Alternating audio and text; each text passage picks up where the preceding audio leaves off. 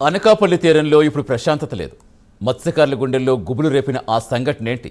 లక్షలాది చేపలు ఒక్కసారిగా ఎందుకు చనిపోయాయి? సముద్ర తీరానికి కొట్టుకొచ్చిన ఆ చేపల వెనుక ఉన్న భయానక నిజమేంటి? ఈ నెల 20న అసలేం జరిగింది? డిప్యూటీ సీఎం పవన్ కళ్యాణ్ ఎందుకు సీరియస్ అయ్యారు? తెలుసుకోవాలంటే ఈ స్టోరీ చూడాల్సిందే.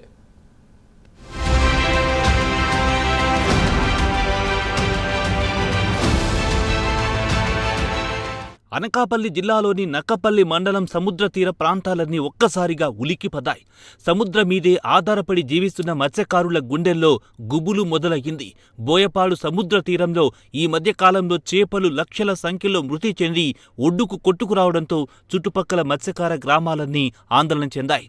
ఎన్నడూ లేని విధంగా తీరమంతా చనిపోయిన చేపలతో కనిపించేసరికి ఇలాంటి పరిస్థితి గతంలో ఎప్పుడూ లేకపోవడంతో మత్స్యకారులు ఆందోళన చెందారు. అనకాపల్లి జిల్లా నక్కపల్లి మండలం బోయపాడు, రాజయ్యపేట తీర ప్రాంత గ్రామాల్లోని మత్స్య సంపద ఒక్కసారిగా ఒడ్డుకు చేరడంతో మత్స్యకారులు భయాందోళనలు చెలరేగాయి.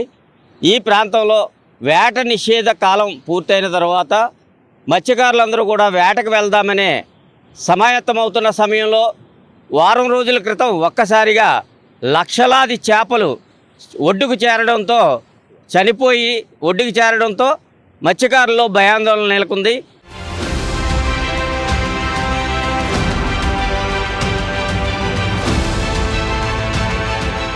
పాయకరావుపేట నియోజకవర్గంలో ఉన్న డెక్కన్, హెటిరో డ్రగ్స్ కంపెనీల నుంచి విడుదలయ్యే రసాయన వ్యర్థాలే ఈ భీభత్సానికి కారణమని మత్స్యకారులు తీవ్ర ఆందోళన వ్యక్తం చేస్తున్నారు. గతంలో ఈ కంపెనీలు వ్యర్థ జలాలను శుద్ధి చేయకుండా సముద్రంలోకి వదులుతుంటే మత్స్యకారులు అడ్డుకునే ప్రయత్నం చేశారు. అప్పుడు రసాయన కంపెనీ యాజమాన్యం రసాయనిక వ్యర్థ జలాలను రీసైక్లింగ్ చేసి సముద్రంలో విడిచిపెడతామని మత్స్యకారులకు హామీ ఇచ్చారు. అయినా పరిశ్రమల నుంచి వచ్చే రసాయన వ్యర్థ జలాలను శుద్ధి చేయకుండా యథావిధిగా సముద్రంలో వదిలేయడంతో విలువైన మత్స్య సంపద అంతా మృత్యువాత పడుతోందని మత్స్యకారులు ఆందోళన వ్యక్తం చేస్తున్నారు. ఈ విషయంలో డిప్యూటీ సీఎం పవన్ కళ్యాణ్ కలుగజేసుకుని న్యాయం చెయ్యాలని వారు కోరారు. ఏం జరిగిందనేది ఎవరికి అంతుపట్టని విషయంగా మత్స్యకారులు ఆందోళన చెందుతున్నారు. ప్రస్తుతం మనం బోయపాడు సముద్ర తీర ప్రాంతంలో ఉన్నాం. ఈ ప్రాంతంలో ఉన్నటువంటి హెటిరో డ్రగ్స్ కంపెనీలు వాళ్ళు కలిపే వ్యర్థ జలాలు ఈ సముద్ర తీరంలో కలవడం వల్లనే ఈ మత్స్య సంపద అంతా కూడా చనిపోయిందనే వాళ్ళు భావిస్తున్నారు.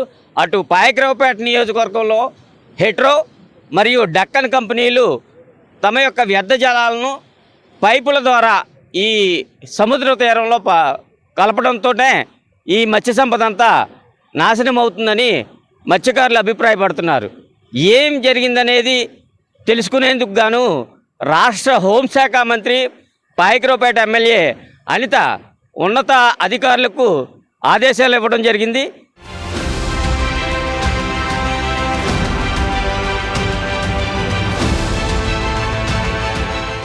మత్స్యకారుల ఆవేదనపై డిప్యూటీ సీఎం పవన్ కళ్యాణ్, హోంమంత్రి అనిత వెంటనే స్పందించారు.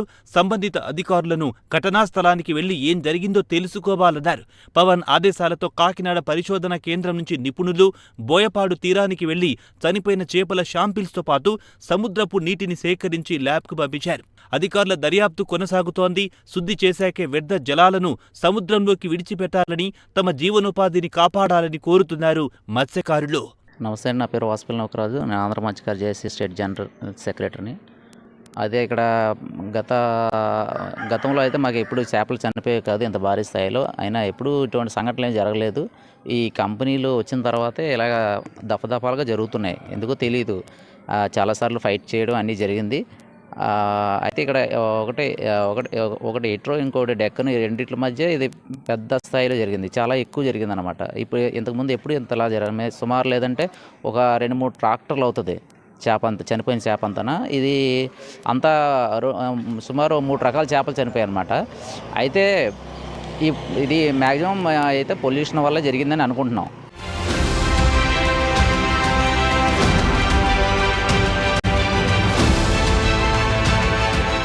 మొత్తానికి అనకాపల్లి జిల్లాలోని తీరంలో జరిగిన చేపల మరణం ఎవరికీ అంతుపట్టడం లేదు.